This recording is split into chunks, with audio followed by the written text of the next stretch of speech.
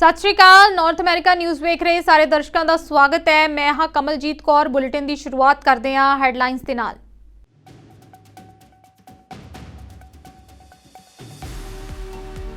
ਅਮਰੀਕੀ ਰਾਸ਼ਟਰਪਤੀ ਬਾਈਡਨ ਨੇ ਇਜ਼ਰਾਈਲ ਫਲਸਤੀਨ ਯੁੱਧ ਨੂੰ ਖਤਮ ਕਰਨ ਸਥਾਈ ਸ਼ਾਂਤੀ ਦਾ ਸੁਝਾਇਆ ਰਾਹ। ਦੋਵਾਂ ਦੇਸ਼ਾਂ ਨੂੰ ਇੱਕ ਦੂਜੇ ਦੀ ਆਜ਼ਾਦੀ ਤੇ ਪ੍ਰਭੂਸੱਤਾ ਨੂੰ ਸਵੀਕਾਰ ਕਰਨ ਦੀ ਆਖੀ ਗੱਲ।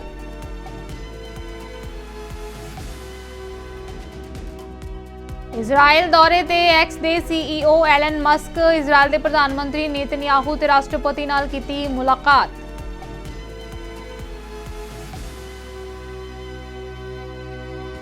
ਗੁਰਦੁਆਰਾ ਓਨਟਾਰੀਓ ਖਾਲਸਾ ਦਰਬਾਰ ਵਿਖੇ ਸ਼ਰਧਾ ਤੇ ਸਤਿਕਾਰ ਨਾਲ ਮਨਾਇਆ ਗਿਆ ਪਹਿਲੇ ਪਾਤਸ਼ਾਹ ਸ੍ਰੀ ਗੁਰੂ ਨਾਨਕ ਦੇਵ ਜੀ ਦਾ ਪ੍ਰਕਾਸ਼ ਪੁਰਬ। ਇਸ ਮੌਕੇ ਸ੍ਰੀ ਅਖੰਡ ਪਾਠ ਸਾਹਿਬ ਦੇ ਭੋਗ ਪਾਏ ਗਏ।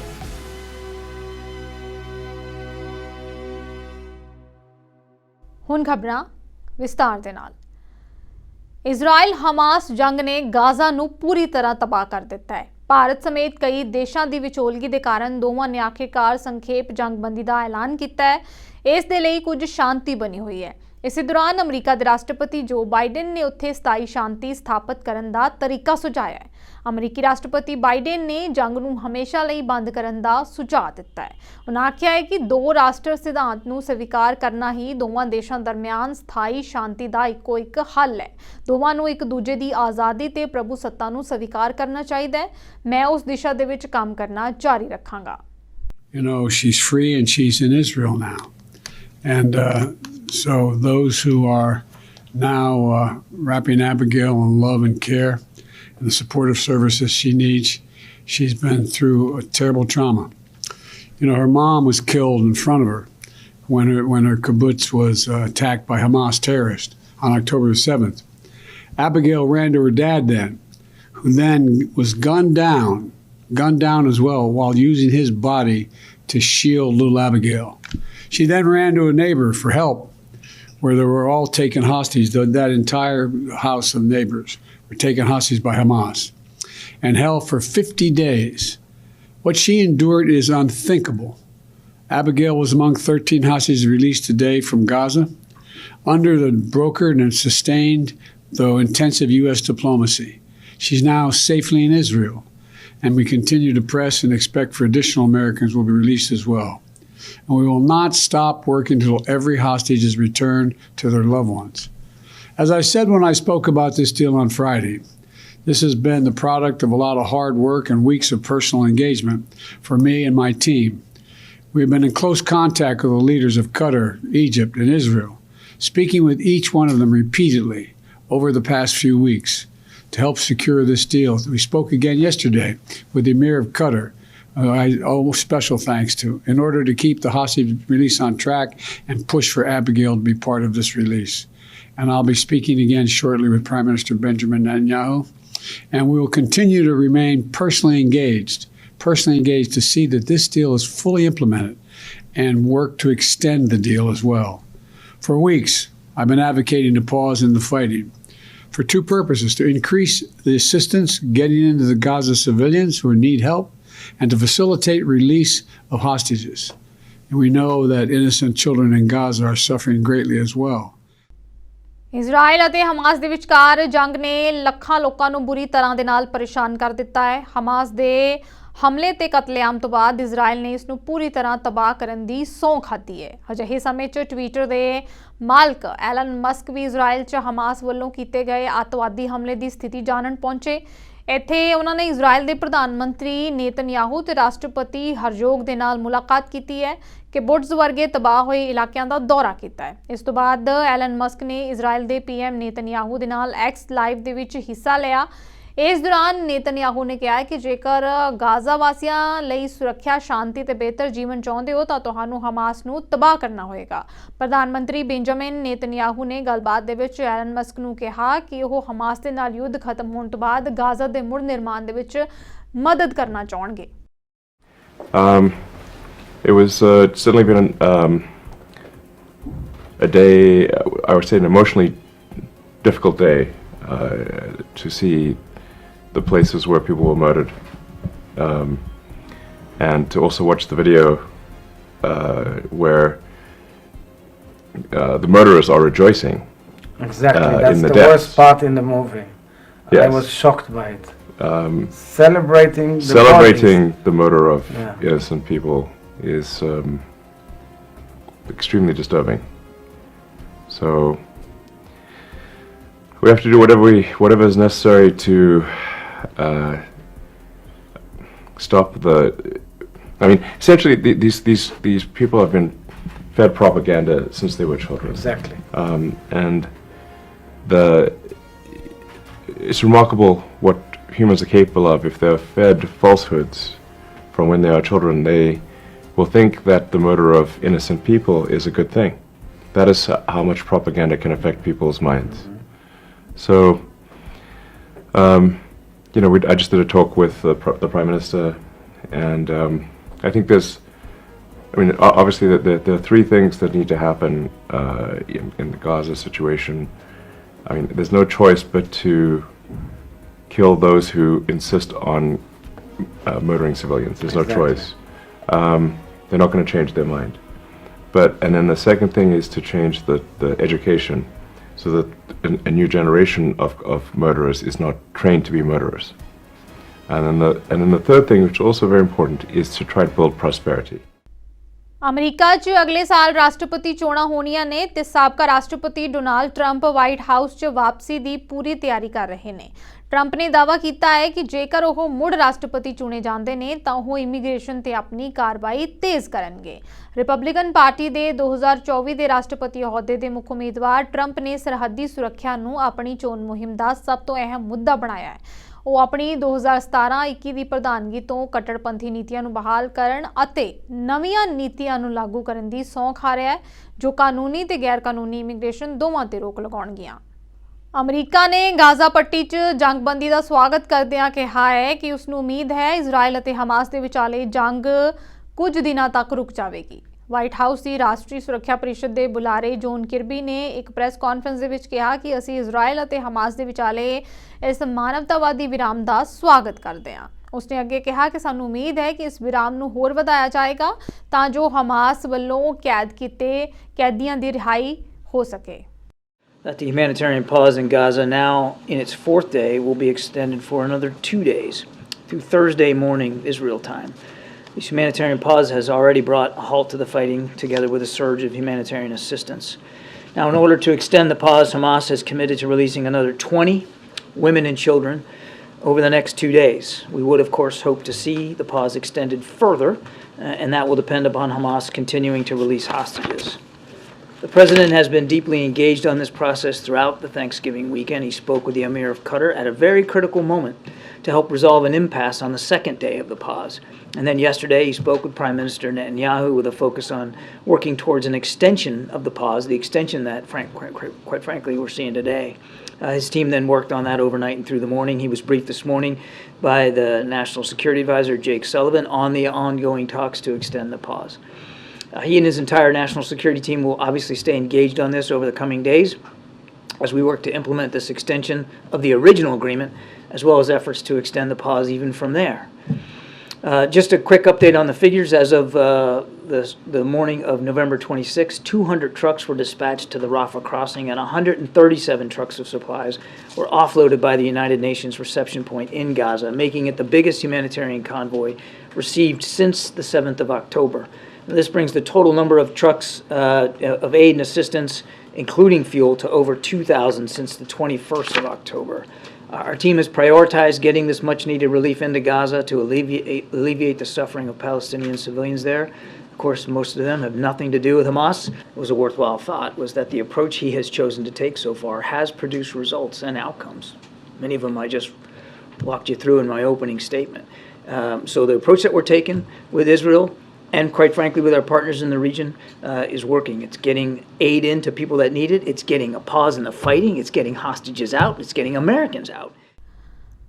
ਪਿਛਲੇ ਦਿਨੀ ਹੁਸ਼ਿਆਰਪੁਰ ਦੇ ਅਧੀਨ ਆਉਂਦੇ ਪਿੰਡ ਚੱਕ ਮੀਰਪੁਰ ਦੇ ਨੌਜਵਾਨ ਵਿਵੇਕ ਦੀ ਅਮਰੀਕਾ ਦੇ ਵਿੱਚ ਇੱਕ ਸੜਕ ਹਾਦਸੇ ਦੌਰਾਨ ਮੌਤ ਹੋ ਗਈ। ਵਿਵੇਕ ਦੀ ਮ੍ਰਿਤਕ ਦੇਹ ਅੱਜ ਉਸਦੇ ਜੱਦੀ ਪਿੰਡ ਪਹੁੰਚੀ, ਜਿੱਥੇ ਅਤ ਗਮਗੀਨ ਮਾਹੌਲ ਦੇ ਵਿੱਚ ਉਸਦਾ ਅੰਤਿਮ ਸੰਸਕਾਰ ਕੀਤਾ ਗਿਆ। ਜਾਣਕਾਰੀ ਦੇ ਮੁਤਾਬਿਕ ਮ੍ਰਿਤਕ ਦੇ ਸੜਕ ਹਾਦਸੇ ਵਿੱਚ ਹੋਈ ਮੌਤ ਕਾਰਨ 4 ਨੀਗਰੋ ਮੂਲ ਦੇ ਲੋਕਾਂ ਨੂੰ ਗ੍ਰਿਫਤਾਰ ਕੀਤਾ ਗਿਆ ਹੈ। ਜਾਣਕਾਰੀ ਮੁਤਾਬਿਕ ਵਿਵੇਕ ਪਲਿਆਲ ਜੋ ਕਿ ਇਸ ਸਾਲ ਦੇ ਸ਼ੁਰੂ ਵਿੱਚ ਹੀ ਅਮਰੀਕਾ ਪੜ੍ਹਾਈ ਕਰਨ ਗਿਆ ਸੀ, ਜਿਵੇਂ ਹੀ ਉਸ ਦੀ ਮ੍ਰਿਤਕ ਦੇ ਪਿੰਡ ਪਹੁੰਚੀ ਤਾਂ ਪੂਰਾ ਪਿੰਡ ਸੋਗ ਦੇ ਵਿੱਚ ਡੁੱਬ ਗਿਆ। ਵਿਵੇਕ ਦੇ ਪਰਿਵਾਰਕ ਮੈਂਬਰਾਂ ਨੇ ਦੱਸਿਆ ਹੈ ਕਿ 30 ਅਕਤੂਬਰ ਨੂੰ ਅਮਰੀਕੀ ਸ਼ਹਿਰ ਮੇਲਬਾਕੀ 'ਚ ਕਾਰ ਹਾਦਸੇ ਦੌਰਾਨ ਵਿਵੇਕ ਦੀ ਮੌਤ ਹੋ ਗਈ ਸੀ, ਜਿਸ ਤੋਂ ਬਾਅਦ ਅੱਜ ਮ੍ਰਿਤਕ ਦੇ ਘਰ ਪਹੁੰਚੀ ਹੈ ਤੇ ਅੰਤਿਮ ਸੰਸਕਾਰ ਕੀਤਾ ਗਿਆ ਹੈ। ਬਹੁਤ ਦੁਖਦ ਘਟਨਾ ਵਾ ਔਰ ਜਦੋਂ ਇਹ ਬੱਚੇ ਦੀ ਡੈਥ ਹੋਈ ਨੂੰ ਤਾਂ ਕਾਫੀ ਦੇਰ ਹੋ ਗਈ, ਕਿਉਂਕਿ ਫੈਮਿਲੀ ਮੈਂਬਰਸ ਨੂੰ ਖਾਸ ਕਰਕੇ ਇਹਦੇ ਮਾਤਾ ਨੂੰ ਨਹੀਂ ਦੱਸਿਆ ਸੀ, ਕਿਉਂਕਿ ਇਹਨਾਂ ਦੇ ਘਰ ਪਹਿਲਾਂ ਵੀ ਬਹੁਤ ਵੱਡੀ ਟ੍ਰੈਜਡੀ ਹੋ ਚੁੱਕੀ ਆ। ਇਹ ਵਿੱਕੀ ਜਿਹੜਾ ਲੜਕਾ ਹੈ ਸਵਰਗਵਾਸ ਹੋ ਗਿਆ। ਇਹਦੇ ਜਿਹੜੇ ਪਿਤਾ ਜੀ ਵੀ ਮੈਂ ਕਿਹਾ 30 ਇਅਰਸ ਦੇ ਸੀ ਜਦੋਂ ਡੈਥ ਹੋਈ ਆ, ਤੇ ਇਹ ਬਹੁਤ ਛੋਟੇ ਸੀ ਬੱਚੇ। ਇਹਨਾਂ ਦੇ ਮਾਤਾ ਪਿਤਾ ਨੇ ਕਿਸ ਤਰ੍ਹਾਂ ਇਹਦੀ ਮਾਂ ਨੇ ਪਾਲਿਆ, ਤੇ ਉਹਨਾਂ ਦੇ ਸਹਾਰੇ ਹੀ ਵੀ ਮਾਂ ਜੀ ਰਹੀ ਸੀ ਬੱਚਿਆਂ ਦੇ ਸਾਰੇ। ਅੱਜ ਉਹ ਇੱਕ ਜਿਹੜਾ ਬੇਟਾ ਵਾ ਅਮਰੀਕਾ ਦੇ ਵਿੱਚ ਜਿਹਦੀ ਡੈਥ ਹੋ ਗਈ ਆ, ਅੱਜ ਉਹਦੀ ਮਾਂ ਦਾ ਬਹੁਤ ਬੁਰਾ ਹਾਲ ਆ। ਇਹਦੇ ਦਾਦਾ ਦਾਦੀ ਜੀ, ਕਿਉਂਕਿ ਇਹ ਜਿਹੜੀ ਪਹਿਲਾਂ ਜਿਹੜਾ ਉਹਨਾਂ ਦਾ ਬੇਟਾ ਹੈ ਦਾਦਾ ਦਾਦੀ ਦਾ, ਜਾਣੀ ਕਿ ਇਹਦੇ ਬਾਪ ਦੀ ਜਦੋਂ ਡੈਥ ਹੋਈ ਸੀ ਉਹ ਭੁੱਲ ਚੁੱਕੇ ਸੀ ਇਸ ਚੀਜ਼ ਨੂੰ, ਲੇਕਿਨ ਇਹ ਦੁਬਾਰਾ ਇਹ ਚੀਜ਼ ਰਿਪੀਟ ਹੋਣੀ ਇਹਨਾਂ ਦੇ ਘਰ ਦੇ ਵਿੱਚ ਬਹੁਤ ਹੀ, ਮੈਂ ਸਮਝਦੀ ਹਾਂ, ਮੈਂ ਬਿਆਨ ਨਹੀਂ ਕਰ ਸਕਦੀ ਜਿੱਦਾਂ ਇਹਨਾਂ ਦੀ ਕੰਡੀਸ਼ਨ ਬਣੀ ਹੋਈ ਆ। ਇਹਨਾਂ ਦੇ ਮਾਤਾ ਜੀ ਦੀ, ਇਹਨਾਂ ਦੇ ਦਾਦੀ ਦਾਦਾ ਜੀ ਦੀ, ਇਹਨਾਂ ਦੇ ਪੂਰੇ ਪਰਿਵਾਰ ਦੀ ਖੁਸ਼ਹਾਲ ਪਰਿਵਾਰ ਸੀ, ਲੇਕਿਨ ਮੈਨੂੰ ਤਾਂ ਇਸ ਤਰ੍ਹਾਂ ਲੱਗਦਾ ਜਿੱਦਾਂ ਇੱਕ ਡੈਥ ਹੋਣ ਦੇ ਨਾਲ ਇਹਨਾਂ ਦੇ ਪਰਿਵਾਰ ਦੇ ਵਿੱਚ ਉਦਾਸੀ ਛਾ ਗਈ ਹੈ। ਬਹੁਤ ਦੁਖਦ ਘਟਨਾ ਵਾ ਔਰ ਸਾਰਾ ਗਾਉਂ ਆਇਆ ਵਾ ਇੱਥੇ, ਔਰ ਮੈਂ ਵੀ ਪਹੁੰਚੀ ਆ। ਪਹਿਲਾਂ ਵੀ ਇਹਨਾਂ ਦੇ ਨਾਲ ਫੋਨ 'ਤੇ ਮੈਂ ਗੱਲਬਾਤ ਕਰਦੀ ਰਹੀ ਆ, ਔਰ ਅੱਜ ਇਹਨਾਂ ਦੇ ਸੰਸਕਾਰ ਤਾਂ ਮੈਨੂੰ ਖੁਦ ਬਹੁਤ, ਕਿਉਂਕਿ ਮੈਂ ਵੀ ਛੋਟੇ ਛੋਟੇ ਬੱਚੇ ਦੇਖੇ। ਇਹ ਮੁੰਡੇ ਨੂੰ ਕਿਸੇ ਨੂੰ ਪਿਕ ਕਰਨ ਗਿਆ ਸੀਗਾ ਤੇ ਰੈੱਡ ਲਾਈਟ ਤੇ ਖੜਾ ਸੀਗਾ, ਤੇ ਉੱਥੋਂ ਲੈਫਟ ਲੈ ਕੇ ਨੇ ਰੈਂਪ ਤੇ ਚੜ੍ਹਨਾ ਸੀਗਾ, ਤੇ ਰੈਂਪ ਤੋਂ ਉਤਰਦੇ ਹੋਏ ਗੱਡੀ ਆਂਦੀ ਹੈ ਜਿਹਦਾ ਡਰਾਈਵਰ ਨਸ਼ੇ 'ਚ ਸੀਗਾ, ਤੇ ਆਊਟ ਆਫ ਕੰਟਰੋਲ ਹੋ ਕੇ ਇਹਨਾਂ 'ਚ ਆ ਕੇ ਸਿੱਧੇ ਸਾਈਡ ਤੇ ਵੱਜਦੀ ਹੈ। ਗੱਡੀ ਟੀ ਹੁੰਦੀ ਹੈ ਸਾਈਡ ਤੋਂ, ਤੇ ਡਰਾਈਵਰ ਸਾਈਡ ਤੇ ਵੱਜਦੀ ਹੈ ਕਿਉਂਕਿ ਡਰਾਈਵਰ ਸਟੀਅਰਿੰਗ ਉੱਥੇ ਲੈਫਟ ਤੇ ਹੁੰਦਾ ਹੈ, ਤੇ ਜਦੋਂ ਵੱਜਦੀ ਹੈ ਤੇ ਇਹਨਾਂ ਦੀ ਗੱਡੀ ਪਲਟੇ ਖਾ ਕੇ ਸਾਈਡ ਤੇ ਬਿਲਡਿੰਗ 'ਚ ਵੱਜਦੀ ਹੈ। ਮੌਕੇ ਤੇ ਡੈਥ ਹੋ ਗਈ ਜੋ ਪੁਲਿਸ ਰਿਪੋਰਟ ਕਹਿੰਦੀ ਹੈ, ਹਾਂਜੀ ਮੌਕੇ ਤੇ ਉਹਨਾਂ ਨੇ CPR ਦਿੱਤੀ ਹੈ, ਸਾਰਾ ਕੁਝ ਦਿੱਤਾ। ਸ਼ਹਿਰ ਦੀ ਘਟਨਾ ਅਮਰੀਕਾ ਦੀ ਇਹ ਹੈ ਵਿਸਕੌਨਸਿਨ ਸਟੇਟ ਆ, ਤੇ ਮਿਲਵਾਕੀ ਸ਼ਹਿਰ ਪੈਂਦਾ ਹੈ। ਹੁਣ ਕਿੰਨੇ ਸਮੇਂ ਬਾਅਦ ਆਈ ਹੈ ਬੋਡੀ ਨੂੰ ਆਉਂਦੇ ਆਉਂਦੇ ਪ੍ਰੋਸੈਸਿੰਗ ਕਰਦੇ ਹੋਏ ਮੈਂ ਕਹੂੰਗਾ 27 ਦਿਨ ਲੱਗੇ, 27 ਦਿਨ। ਡਿਸੀਜ਼ ਹੋਏ ਸੀਗੇ 30 ਅਕਤੂਬਰ ਨੂੰ। ਸਿਟੀ ਆਫ ਟੋਰਾਂਟੋ ਨਾਲ ਕੀਤੀ ਗਈ ਨਵੀਂ ਡੀਲ ਦੇ ਵਿੱਚ ਓਨਟਾਰੀਓ ਪ੍ਰੋਵਿੰਸ ਗਾਰਡੀਨਰ ਐਕਸਪ੍ਰੈਸਵੇ ਤੇ ਡੌਨ ਵੈਲੀ ਪਾਵਰਵੇ ਦਾ ਸਾਰਾ ਖਰਚਾ ਬਰਦਾਸ਼ਤ ਕਰੇਗੀ। ਇਸ ਦੇ ਨਾਲ ਹੀ ਇਹਨਾਂ ਦੋ ਅਹਿਮ ਹਾਈਵੇਜ਼ ਨੂੰ ਮੇਨਟੇਨ ਕਰਨ ਦੀ ਜ਼ਿੰਮੇਵਾਰੀ ਸਿਟੀ ਦੀ ਨਹੀਂ ਰਹਿ ਜਾਏਗੀ। ਇਸ ਦੇ ਬਦਲੇ ਵਿੱਚ ਓਨਟਾਰੀਓ ਪਲੇਸ ਬਾਰੇ ਖੋਲੇ ਆਪਣੇ ਮੁਹਾਜ਼ ਨੂੰ ਸਿਟੀ ਬੰਦ ਕਰ ਦੇਵੇਗੀ। ਇਸ ਕਦਮ ਦੇ ਨਾਲ ਫੋਰਡ ਸਰਕਾਰ ਦੇ ਅਹਿਮ ਜ਼ਮੀਨਾਂ ਨੂੰ ਰੀਡਿਵੈਲਪ ਕਰਨ ਦੇ ਪਲਾਨ ਦਾ ਵੀ ਰਾਹ ਪੱਧਰਾ ਹੋਏਗਾ। ਇਸ ਤਾਜ਼ਾ ਸਮਝੌਤੇ ਦੇ ਵੇਰਵੇ ਦੇ ਬਾਰੇ ਕੁਈਨਜ਼ ਪਾਰਕ ਦੇ ਵਿੱਚ ਪ੍ਰੈਸ ਕਾਨਫਰੰਸ ਕੀਤੀ ਗਈ। ਫੋਰਡ ਤੇ ਟੋਰਾਂਟੋ ਦੀ ਮੇਅਰ ਓਲੀਵੀਆ ਚਾਓ ਦੇ ਵੱਲੋਂ ਸਾਰੇ ਵੇਰਵੇ ਸਾਂਝੇ ਕੀਤੇ ਗਏ। ਇਸ ਮੌਕੇ ਫੋਰਡ ਨੇ ਆਖਿਆ ਕਿ ਕਈ ਹਫ਼ਤਿਆਂ ਦੀ ਉਸਾਰੂ ਗੱਲਬਾਤ ਤੋਂ ਬਾਅਦ ਅਸੀਂ ਇਸ ਨਵੇਂ ਇਤਿਹਾਸਕ ਸਮਝੌਤੇ ਦੇ ਉੱਤੇ ਪਹੁੰਚੇ ਹਾਂ। ਉਹਨਾਂ ਆਖਿਆ ਕਿ ਇਹ ਦੋਵੇਂ ਹਾਈਵੇਜ਼ ਪ੍ਰੋਵਿੰਸ ਦੇ ਅਰਥਚਾਰੇ ਨੂੰ ਸਫਲ ਬਣਾਉਣ ਲਈ ਕਾਫੀ ਅਹਿਮ ਨੇ। Friends, after weeks of productive discussions, we've agreed to a game-changing historic new deal. The deal will provide the city with up to $1.2 billion in new operating supports over the next 3 years. This includes money to fund new homeless shelters and beds, to get more police officers patrolling the TTC to keep it safe, and to help bring the Finch West and Eglinton Crosstown projects online. The province is also providing the city with up to $7.6 billion in additional capital relief by uploading the Gardner Expressway and the Don Valley Parkway. These two highways, they move over 300,000 vehicles every single day. In fact, the DVP is the only expressway connecting the north and south ends of the city. These two highways are vital to the success of the province's economy. This deal will ensure that these critical transportation assets remain in good condition and keep people and goods moving for generations to come. And let me be clear, this government will never ever toll these highways. Now more than ever, drivers here in Toronto and across the GTA need relief, not more cost. This new deal will also deliver on our commitment to build more housing. And I'm thrilled that Toronto has agreed to meet or exceed its target to build more than 73,000 new homes by 2025, including by building way more density close to transit. Not only will this help bring the dream of home ownership into reach for more people, it will put the city on a path to receive hundreds of millions of dollars in funding through our Building Faster Fund. We're going to work together over the coming weeks and months to find surplus government lands where we can quickly build affordable and attainable homes, including modular homes. Canada ਦੇ ਪ੍ਰਧਾਨ ਮੰਤਰੀ Justin Trudeau ਨੇ ਸ੍ਰੀ ਗੁਰੂ ਨਾਨਕ ਦੇਵ ਜੀ ਦੇ ਪ੍ਰਕਾਸ਼ ਪੁਰਬ ਮੌਕੇ ਦੇਸ਼ ਅਤੇ ਦੁਨੀਆ ਭਰ ਦੇ ਸਿੱਖ ਭਾਈਚਾਰੇ ਦੇ ਲੋਕਾਂ ਨੂੰ ਵਧਾਈ ਦਿੱਤੀ ਹੈ। ਟਰੂਡੋ ਨੇ ਕਿਹਾ ਹੈ ਕਿ ਗੁਰੂ ਨਾਨਕ ਦੇਵ ਜੀ ਦੀ ਬਰਾਬਰਤਾ, ਏਕਤਾ, ਨਿਰਸਵਾਰਥਾ ਅਤੇ ਦਇਆ ਦੀਆਂ ਸਿੱਖਿਆਵਾਂ ਸਾਰੇ ਦੇਸ਼ ਵਾਸੀਆਂ ਲਈ, ਸਾਰਿਆਂ ਲਈ ਬਿਹਤਰ ਭਵਿੱਖ ਬਣਾਉਣ ਲਈ ਪ੍ਰੇਰਨਾ ਸਰੋਤ ਨੇ। ਕੈਨੇਡਾ ਦੇ ਪ੍ਰਧਾਨ ਮੰਤਰੀ ਨੇ ਇੱਕ ਬਿਆਨ ਦੇ ਵਿੱਚ ਕਿਹਾ ਹੈ ਕਿ ਕੈਨੇਡਾ ਦੇ ਸਾਰੇ ਲੋਕਾਂ ਦੇ ਵੱਲੋਂ ਮੈਂ ਸ੍ਰੀ ਗੁਰੂ ਨਾਨਕ ਦੇਵ ਜੀ ਦੇ ਪ੍ਰਕਾਸ਼ ਪੁਰਬ ਨੂੰ ਮਨਾਉਣ ਵਾਲੇ ਸਾਰੇ ਲੋਕਾਂ ਨੂੰ ਮੇਰੀਆਂ ਸ਼ੁਭਕਾਮਨਾਵਾਂ ਦਿੰਦਾ। ਸਿੱਖ ਧਰਮ ਦੇ ਬਾਨੀ ਸ੍ਰੀ ਗੁਰੂ ਨਾਨਕ ਦੇਵ ਜੀ ਦੇ 594ਵੇਂ ਪ੍ਰਕਾਸ਼ ਪੁਰਬ ਮੌਕੇ ਦੇਸ਼ ਭਰ ਦੇ ਗੁਰਦੁਆਰਿਆਂ ਵਿੱਚ ਵੱਡੀ ਗਿਣਤੀ 'ਚ ਸੰਗਤਾਂ ਮੱਥਾ ਟੇਕਣ ਪਹੁੰਚੀਆਂ। ਜਸਟਿਨ ਟਰੂਡੋ ਨੇ ਕਿਹਾ ਕਿ ਇਸ ਮਹੱਤਵਪੂਰਨ ਮੌਕੇ ਤੇ ਪਰਿਵਾਰ ਅਤੇ ਦੋਸਤ ਗੁਰੂ ਨਾਨਕ ਦੇਵ ਜੀ ਦੀਆਂ ਸਮਾਨਤਾਵਾਂ ਦੀਆਂ ਸਿੱਖਿਆਵਾਂ ਤੇ ਏਕਤਾ, ਨਿਰਸਵਾਰਥਾ ਅਤੇ ਹਮਦਰਦੀ ਦੀਆਂ ਕਦਰਾਂ ਕੀਮਤਾਂ ਦੇ ਵਿਚਾਰ ਕਰਨ ਲਈ ਇਕੱਠੇ ਹੋਣਗੇ, ਜਿਨ੍ਹਾਂ ਨੂੰ ਬਰਕਰਾਰ ਰੱਖਿਆ। ਇਹ ਮਹੱਤਵਪੂਰਨ ਕਦਰਾਂ ਕੀਮਤਾਂ ਅੱਜ ਵੀ ਸਿੱਖ ਕੈਨੇਡੀਅਨਾਂ ਨੂੰ ਸੇਧ ਦਿੰਦੀਆਂ ਨੇ, ਕਿਉਂਕਿ ਅਸੀਂ ਸਾਰਿਆਂ ਦੇ ਲਈ ਬਿਹਤਰ ਭਵਿੱਖ ਬਣਾਉਣ ਲਈ ਯਤਨਸ਼ੀਲ ਹਾਂ। ਪਹਿਲੇ ਪਾਤਸ਼ਾਹ ਸ਼੍ਰੀ ਗੁਰੂ ਨਾਨਕ ਦੇਵ ਜੀ ਦਾ 554ਵਾਂ ਪ੍ਰਕਾਸ਼ ਪੁਰਬ ਦੇਸ਼ਾਂ ਵਿਦੇਸ਼ਾਂ ਦੇ ਵਿੱਚ ਬੜੀ ਧੂਮਧਾਮ ਦੇ ਨਾਲ ਮਨਾਇਆ ਗਿਆ ਅਤੇ ਕੈਨੇਡਾ ਵਿੱਚ ਵੀ ਲੋਕਾਂ ਨੇ ਇਕਜੁੱਟ ਹੋ ਕੇ ਇਸ ਦਿਹਾੜੇ ਨੂੰ ਬੜੀ ਸ਼ਰਧਾ ਤੇ ਸਤਿਕਾਰ ਨਾਲ ਮਨਾਇਆ। ਕੈਨੇਡਾ ਦੇ ਓਨਟਾਰੀਓ ਖਾਲਸਾ ਦਰਬਾਰ ਵਿਖੇ ਵੀ ਇਸ ਮੌਕੇ ਸ੍ਰੀ ਅਖੰਡ ਪਾਠ ਸਾਹਿਬ ਦੇ ਭੋਗ ਪਾਏ ਗਏ। ਵੱਡੀ ਗਿਣਤੀ ਦੇ ਵਿੱਚ ਸੰਗਤਾਂ ਗੁਰੂ ਘਰ ਦੇ ਵਿੱਚ ਨਤਮਸਤਕ ਹੋਣ ਪਹੁੰਚੀਆਂ। ਸਭ ਤੋਂ ਪਹਿਲਾਂ ਸਮੂਹ ਸੰਗਤ ਨੂੰ ਧੰਨ ਧੰਨ ਸ਼੍ਰੀ ਗੁਰੂ ਨਾਨਕ ਦੇਵ ਜੀ ਦੇ ਪ੍ਰਕਾਸ਼ ਦਿਹਾੜੇ ਦੀ ਲੱਖ ਲੱਖ ਵਧਾਈ ਹੋਵੇ। ਜਿੱਥੇ ਅਸੀਂ ਅੱਜ ਮਹਾਰਾਜ ਦਾ ਪ੍ਰਕਾਸ਼ ਦਿਹਾੜਾ ਮਨਾ ਰਹੇ ਹਾਂ, ਉਸ ਦੇ ਨਾਲ ਨਾਲ ਅਸੀਂ ਗੁਰਦੁਆਰਾ ਸਾਹਿਬ ਦੀ 50ਵੀਂ ਵਰ੍ਹੇਗੰਢ ਮਨਾ ਰਹੇ ਹਾਂ। ਉਸ ਦੇ ਨਾਲ ਨਾਲ ਜੋ ਅੱਜ ਸੰਗਤ ਦੇ ਸਹਿਯੋਗ ਦੇ ਨਾਲ ਸੱਚਖੰਡ ਸਾਹਿਬ ਤਿਆਰ ਹੋ ਕੇ ਅੱਜ ਸੰਗਤ ਦੇ ਜੋ ਉੱਥੇ ਦਰਸ਼ਨ ਕਰਾਏ ਜਾਣਗੇ, ਸੰਗਤ ਲਈ ਸੱਚਖੰਡ ਸਾਹਿਬ ਅੱਜ ਖੋਲ੍ਹ ਦਿੱਤਾ ਜਾਊਗਾ। ਉੱਥੇ ਅੱਜ ਦਰਸ਼ਨ ਕਰ ਸਕਦੇ ਹਨ ਸੱਚਖੰਡ ਸਾਹਿਬ ਜੋ ਨਵੇਂ ਬਣੇ ਹਨ। ਉਸ ਦੇ ਨਾਲ ਨਾਲ ਜੋ ਐਲੀਵੇਟਰ ਆ ਉਹ ਵੀ ਬਣ ਕੇ ਤਿਆਰ ਹੋ ਗਈ ਆ, ਉਸ ਦੀ ਇੱਕ ਇੰਸਪੈਕਸ਼ਨ ਹੈਗੀ, ਅਗਲੇ ਵੀਕ ਉਹ ਵੀ ਖੁੱਲ੍ਹ ਜਾਣੀ ਆ। ਇਹ ਸਾਰਾ ਕੁਝ ਤੁਹਾਡੇ ਸੰਗਤ ਦੇ ਸਹਿਯੋਗ ਦੇ ਨਾਲ ਹੋਇਆ। ਅਸੀਂ ਬਹੁਤ ਬਹੁਤ ਧੰਨਵਾਦ ਕਰਦੇ ਹਾਂ ਸੰਗਤ ਦਾ। ਜਿੱਥੇ ਇੰਨਾ ਸਹਿਯੋਗ ਦਿੰਦੇ ਆ ਉੱਥੇ ਆ ਕੇ ਗੁਰਦੁਆਰਾ ਸਾਹਿਬ ਆ ਕੇ ਸੇਵਾ ਵੀ ਕਰੀਏ। ਉਸ ਦੇ ਨਾਲ ਨਾਲ ਅਸੀਂ ਸਮੂਹ ਲਿਖਾਈ ਨੂੰ ਧੰਨ ਧੰਨ ਸ਼੍ਰੀ ਗੁਰੂ ਨਾਨਕ ਦੇਵ ਜੀ ਦੇ ਪ੍ਰਕਾਸ਼ ਦਿਹਾੜੇ ਦੀ ਲੱਖ ਲੱਖ ਵਧਾਈ ਦਿੰਦੇ ਆ। ਵਾਹਿਗੁਰੂ ਜੀ ਕਾ ਖਾਲਸਾ, ਵਾਹਿਗੁਰੂ ਜੀ ਕੀ ਫਤਿਹ। ਕੋਟਾਨ ਕੋਟ ਧੰਨਵਾਦ ਸਾਹਿਬ ਸਤਿਗੁਰੂ ਸ੍ਰੀ ਗੁਰੂ ਗ੍ਰੰਥ ਸਾਹਿਬ ਸੱਚੇ ਪਾਤਸ਼ਾਹ ਅਕਾਲ ਪੁਰਖ ਅੰਤਰਜਾਮੀ ਗੁਰੂ ਮਹਾਰਾਜ ਜੀਆਂ ਦਾ। ਓਨਟਾਰੀਓ ਖਾਲਸਾ ਦਰਬਾਰ ਸਤਿਗੁਰੂ ਸਾਹਿਬ ਜੀ ਦੀ ਕਿਰਪਾ ਸਦਕਾ ਇਸ ਬਿਲਡਿੰਗ ਨੂੰ ਸਥਾਪਿਤ ਹੋਏ ਨੂੰ ਅੱਜ ਤਕਰੀਬਨ 50ਵੀਂ ਵਰ੍ਹੇਗੰਢ ਮਨਾ ਰਹੇ ਨੇ ਅਤੇ ਧੰਨ ਧੰਨ ਸਾਹਿਬ ਸਤਿਗੁਰੂ ਸ੍ਰੀ ਗੁਰੂ ਨਾਨਕ ਦੇਵ ਜੀ ਮਹਾਰਾਜ ਜੀਆਂ ਦੇ ਪ੍ਰਕਾਸ਼ ਪੁਰਬ ਦੀਆਂ ਖੁਸ਼ੀਆਂ ਨੂੰ ਸੰਗਤਾਂ ਬੜੀ ਧੂਮਧਾਮ ਦੇ ਨਾਲ ਮਨਾ ਰਹੀਆਂ ਨੇ। ਜਿੱਥੇ ਸੰਗਤਾਂ ਸਤਿਗੁਰੂ ਸਾਹਿਬ ਜੀ ਦੇ ਪ੍ਰਕਾਸ਼ ਪੁਰਬ ਮਨਾ ਰਹੀਆਂ ਨੇ, ਅੱਜ ਸਤਿਗੁਰੂ ਸਾਹਿਬ ਜੀ ਦੀ ਕਿਰਪਾ ਸਦਕਾ ਜੋ ਪਿਛਲੇ ਕਰੀਬ 1 ਸਾਲ ਤੋਂ ਉੱਪਰ ਸਮਾਂ ਹੋ ਗਿਆ ਨਵੇਂ ਸੱਚਖੰਡ ਸਾਹਿਬ ਦੀ ਉਸਾਰੀ ਸ਼ੁਰੂ ਹੋਈ ਨੂੰ, ਤੇ ਅੱਜ ਸਤਿਗੁਰੂ ਸਾਹਿਬ ਜੀ ਦੀ ਕਿਰਪਾ ਸਦਕਾ ਨਵੇਂ ਸੱਚਖੰਡ ਸਾਹਿਬ ਜੀ ਦੀ ਉਸਾਰੀ ਮੁਕੰਮਲ ਹੋਈ ਹੈ।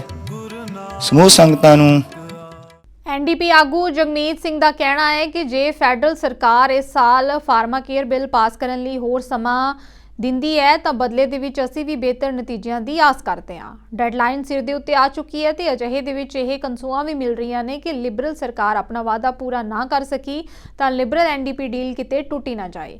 ਸਾਰੀਆਂ ਅਟਕਲਾਂ ਉੱਤੇ ਰੋਕ ਲਾਉਂਦਿਆਂ ਫੈਡਰਲ ਐਨਡੀਪੀ ਨੇ ਆਖਿਆ ਕਿ ਉਹ ਲਿਬਰਲਾਂ ਦੇ ਉੱਤੇ ਪਾਏ ਦਬਾਅ ਨੂੰ ਘੱਟ ਕਰਨ ਜਾ ਰਹੀ ਹੈ, ਸਗੋਂ ਇਸ ਗੱਲ ਦੇ ਉੱਤੇ ਵਿਚਾਰ ਕੀਤਾ ਜਾ ਰਿਹਾ ਹੈ ਕਿ ਜੇ 2023 ਦੇ ਵਿੱਚ ਕੋਈ ਬਿੱਲ ਸਾਕਾਰ ਨਹੀਂ ਹੁੰਦਾ ਤਾਂ ਉਹਨਾਂ ਦਾ ਅਗਲਾ ਕਦਮ ਕੀ ਹੋਵੇਗਾ।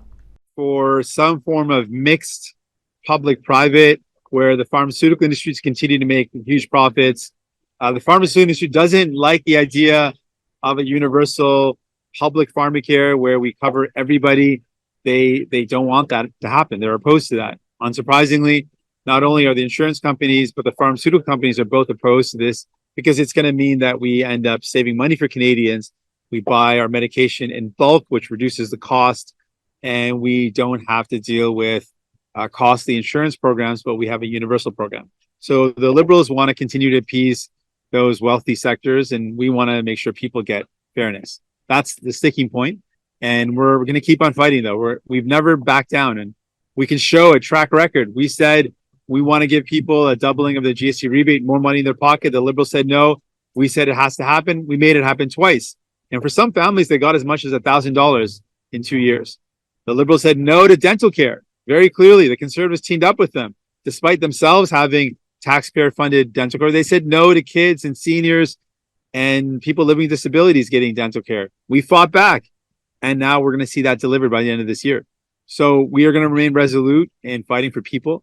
We have always said our commitment is to make life better for people, and that's what our guiding light is whenever we are faced with these decisions. How do we keep on using the power we have in a minority government to give people that break? Dental care so they can take care of their teeth. Pharmacare so the cost of medication is not something that is a burden on people's shoulders. Helping them with affordable homes. We're going to keep on using our power to deliver for Canadians.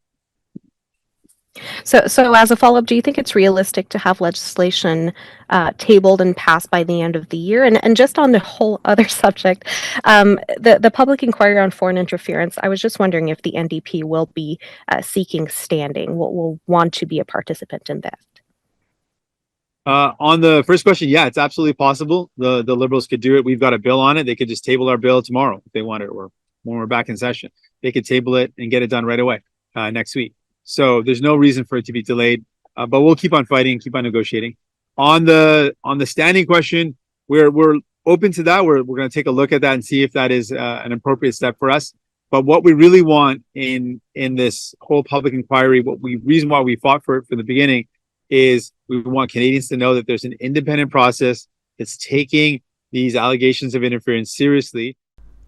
Toronto plaza hotel ਦੀ ਚੌਥੀ ਮੰਜ਼ਿਲ ਉੱਤੇ ਸਥਿਤ ਇੱਕ unit ਦੇ ਵਿੱਚ ਅੱਗ ਲੱਗ ਜਾਣ ਕਾਰਨ ਇੱਕ ਵਿਅਕਤੀ ਦੀ ਮੌਤ ਹੋ ਗਈ ਹੈ। ਜਦੋਂ ਫਾਇਰ ਅਮਲੇ ਨੇ ਉਸ ਵਿਅਕਤੀ ਨੂੰ ਅੱਗ ਦੇ ਵਿੱਚੋਂ ਬਾਹਰ ਕੱਢਿਆ ਤਾਂ ਉਸ ਦਾ ਕੋਈ ਵੀ ਸਾਹ-ਸੱਤ ਨਹੀਂ ਚੱਲ ਰਿਹਾ ਸੀ। ਥੋੜੇ ਸਮੇਂ ਮਗਰੋਂ ਹੀ ਉਸ ਨੂੰ ਮ੍ਰਿਤਕ ਐਲਾਨ ਦਿੱਤਾ ਗਿਆ। ਅਜੇ ਸਪਸ਼ਟ ਨਹੀਂ ਹੋ ਸਕਿਆ ਕਿ ਜੈਨ ਸਟਰੀਟ ਦੇ ਨੇੜੇ 1677 ਵਿਲਸਨ ਐਵਨਿਊ ਦੇ ਉੱਤੇ ਸਥਿਤ ਹੋਟਲ 'ਚ ਅੱਗ ਲੱਗੀ ਕਿਵੇਂ। ਅੱਗ ਇੱਕ ਯੂਨਿਟ ਤੱਕ ਹੀ ਸੀਮਿਤ ਨਹੀਂ ਤੇ ਉਸ ਦੇ ਉੱਤੇ ਜਲਦ ਹੀ ਕਾਬੂ ਪਾ ਲਿਆ ਗਿਆ। ਕੁਝ ਰੈਜ਼ੀਡੈਂਟਸ ਨੂੰ ਆਰਜੀ ਤੌਰ ਦੇ ਉੱਤੇ ਬਾਹਰ ਕੱਢਿਆ ਗਿਆ ਤੇ ਉਹਨਾਂ ਨੂੰ ਬੱਸਾਂ ਦੇ ਵਿੱਚ ਰੱਖਿਆ ਗਿਆ। ਇਹ ਬਿਲਡਿੰਗ 2016 ਤੋਂ ਹੀ ਬੇਘਰੇ ਲੋਕਾਂ ਨੂੰ ਆਸਰਾ ਦੇਣ ਲਈ ਵਰਤੀ ਜਾ ਰਹੀ ਹੈ। ਸਿਟੀ ਦੀ ਵੈਬਸਾਈਟ ਦੇ ਮੁਤਾਬਕ ਇਹਨਾਂ ਬੇਘਰੇ ਲੋਕਾਂ ਦੇ ਵਿੱਚ ਰਿਫਿਊਜੀਜ਼ ਵੀ ਸ਼ਾਮਿਲ ਨੇ ਅਤੇ ਰਿਫਿਊਜੀ ਹੋਣ ਦੇ ਦਾਅਵੇਦਾਰ ਵੀ ਸ਼ਾਮਿਲ ਨੇ। There will be a comprehensive investigation into the origin, cause, and circumstances of this fatal fire. I can tell you that the last time that it was inspected for fire code compliance was in July of 2023. Our community risk reduction unit was here. That inspection was completed and the building was in compliance with the fire code. Bulletin ਦੇ ਅਖੀਰ ਵਿੱਚ ਇੱਕ ਵਾਰ ਫਿਰ ਤੋਂ ਨਜ਼ਰ ਮਾਰਦੇ ਹਾਂ headlines ਤੇ।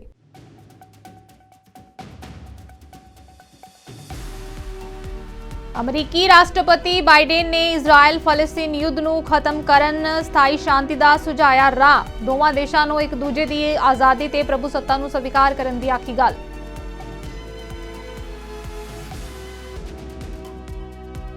ਇਜ਼ਰਾਈਲ ਦੌਰੇ ਤੇ ਐਕਸ ਦੇ CEO ਐਲਨ ਮਸਕ ਇਜ਼ਰਾਈਲ ਦੇ ਪ੍ਰਧਾਨ ਮੰਤਰੀ ਨੇਤਨਯਾਹੂ ਤੇ ਰਾਸ਼ਟਰਪਤੀ ਨਾਲ ਕੀਤੀ ਮੁਲਾਕਾਤ।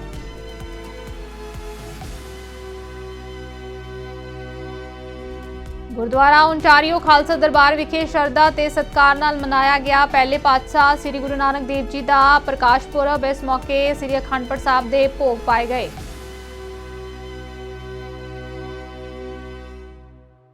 ਸੋ ਨਾਰਥ ਅਮਰੀਕਾ ਨਿਊਜ਼ ਵਿੱਚ ਫਿਲਹਾਲ ਇੰਨਾ ਹੀ। ਮੈਨੂੰ ਦਿਓ ਇਜਾਜ਼ਤ। ਧੰਨਵਾਦ।